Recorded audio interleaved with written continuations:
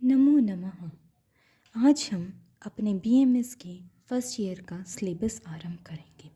सबसे पहले मैं संस्कृत के बता देती हूँ, 2 पोर्शन में पेपर आना है। तो हम पहले पोर्शन में क्वेश्चंस का कुछ एज अ नोट्स मैं आपको देना चाहती हूँ। पहला प्रश्न, संस्कृत का महत्व बताएं। संस्कृत विश्व की सर्वश्रेष्ठ भाषा है।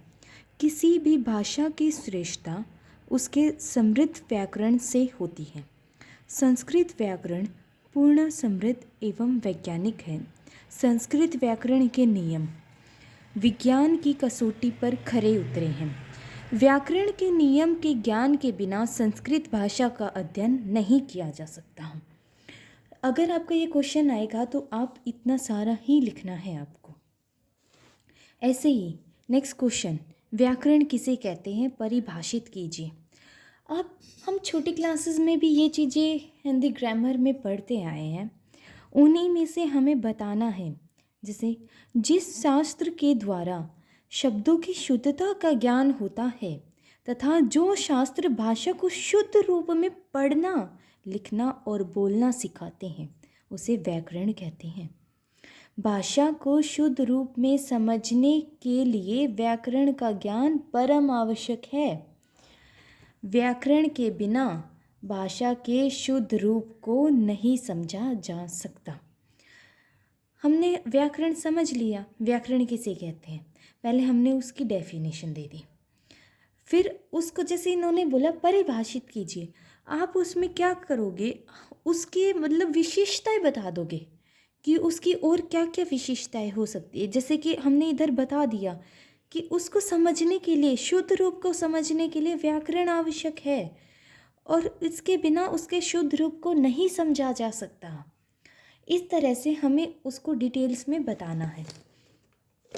अब अगला प्रश्न है, 6 वेदांगों का नाम लिखिए। इतना आए ये याद रखना, हमें ज़्यादा ही लिखना होता है पेपर में। विश्व के आदि ग्रंथ वेद हैं, उनमें प्रयुक्त भाषा संस्कृत है। वेदों का संपूर्ण ज्ञान प्राप्त करने के लिए 6 ग्रंथ लिखे गए हैं, जिन्हें वेदांग कहते हैं। वेदांग हो गया, 6 ग्रंथ जो हैं उन्हें वेदांग कहते हैं। और वेदांग किस काम आते हैं, वेदों का संपूर्ण ज्ञान प्राप्त करने के लिए। वेदांग जैसे शिक्षा, कल्प, व्याकरण, छंद, निरुक्त, ज्योतिष, ये हमारे वेदांग हैं। मतलब आपको अगर व्याकरण सीखना है, मतलब वेद सीखने हैं, तो ये व्याकरण, कल्प, शिक्षा, छंद, निरुक्त, ज्योतिष, इनका ज्ञान होना बहुत ज़्यादा आवश्यक है। अब ये जो वेदांग हैं, ये 6 वेदांग हैं, इनको मनुष्य के शरीर के साथ कंपेयर किया गया है। हमारा जो मनुष्य का शरीर है उसके साथ कंपेयर किया गया इनको।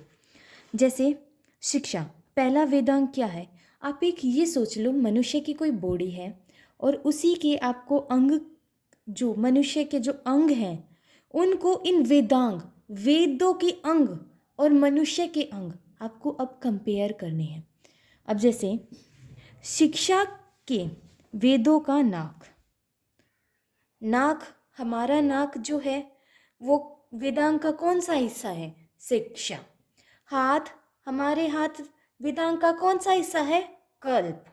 मुख हमारे वेदांग का कौन सा हिस्सा है, व्याकरण। पैर, छंद। कान, निरुक्त। और नेत्र, ज्योतिष। आप कंपेयर करें, फिर से मेरे साथ बोलें, आप खुद बोलोगे। पहले बच्चों क्या होता है, पहले उस चीज़ को सुनो और बोलो। जितना आप संस्कृत और श्लोक वगैरह जितने बोल के याद करोगे ना, उतना ज़्यादा अच्छा होता है। जैसे पहले ऊपर से शुरू कर देते हैं हम, ठीक है।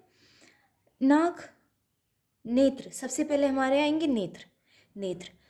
आपने देखा है ज्योतिष, सुना है, ज्योतिष कंपेयर करो, नेत्र।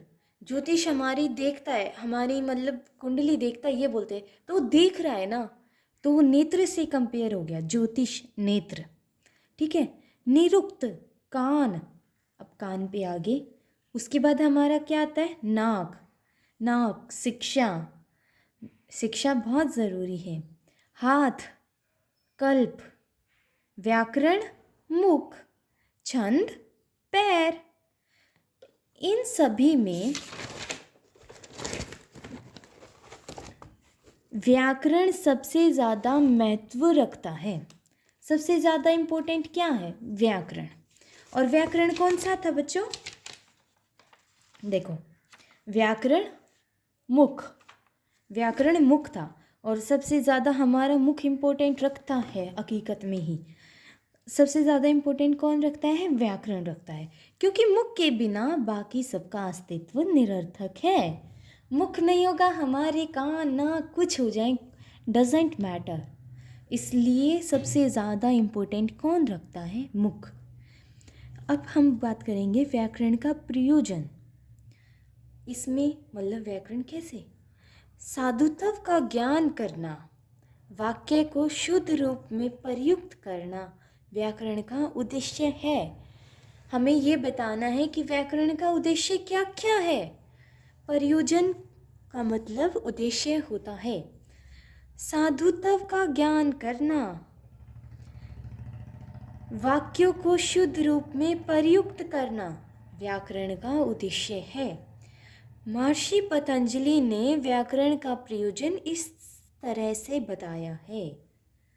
ये जो है ये श्लोक देखो, जितने श्लोक लिखोगे सबका ये डाउट होता है श्लोक याद करें ना याद करें, क्या ज़रूरत क्या है।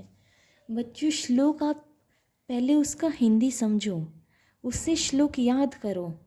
और श्लोक ऐसे जैसे गाने याद हो जाते हैं ना, ऐसे जाके ज़ोर ज़ोर से आवाज़ करके उसको बोलोगे ना, इतना अच्छा लगता है। और आपको श्लोक याद हो गया ना, आपको सेंटेंस याद हो जाता है।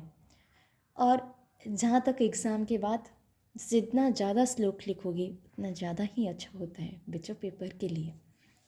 अब जैसे रक्षु आघ मल्लन धवन संदेह प्रयोजनम, इसको हम अलग अलग कर रहे। रक्षा कैसे, उद्देश्य क्या क्या है? अब ये देखो, इस श्लोक के अंदर सारे उद्देश्य ही बता दिए हैं। रक्षा करना, व्याकरण रक्षा करता है।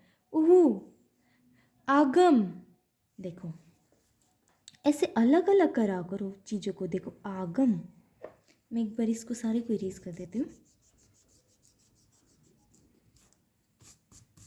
देखो रक्षा, ओ देखो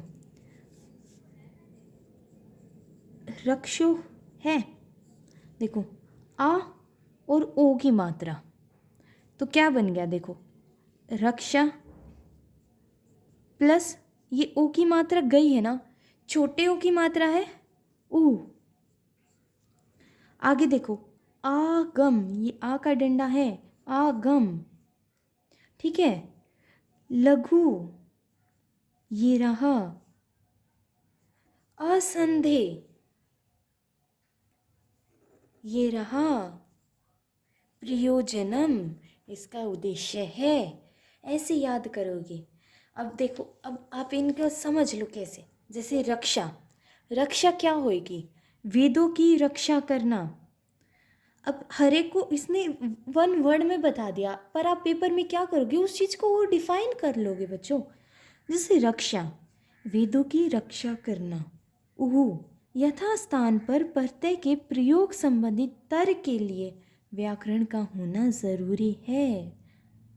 जिस स्थान पर जो प्रत्यय लगाना है वो ऊ बताएगा आपको।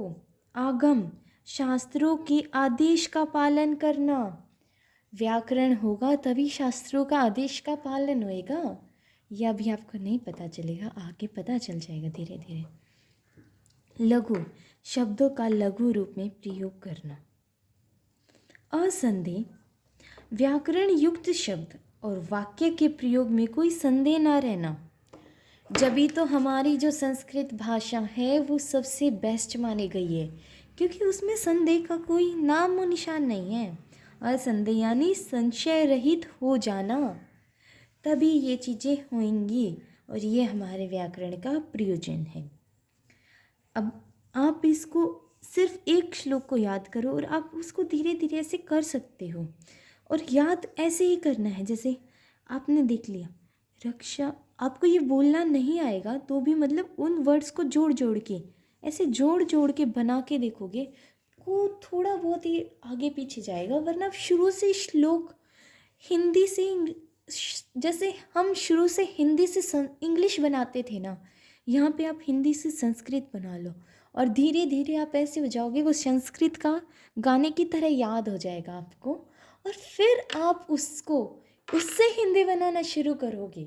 जैसे छोटी क्लास में पहले हमें हिंदी से इंग्लिश बनाना सिखाया, अब हम बाद में उस इंग्लिश की टेक्स्ट को पढ़ते हैं और फिर हम हिंदी बनाते हैं। ऐसे ही आगे आगे ऐसे ही हो जाएगा बच्चों, डरने की बात है ही नहीं।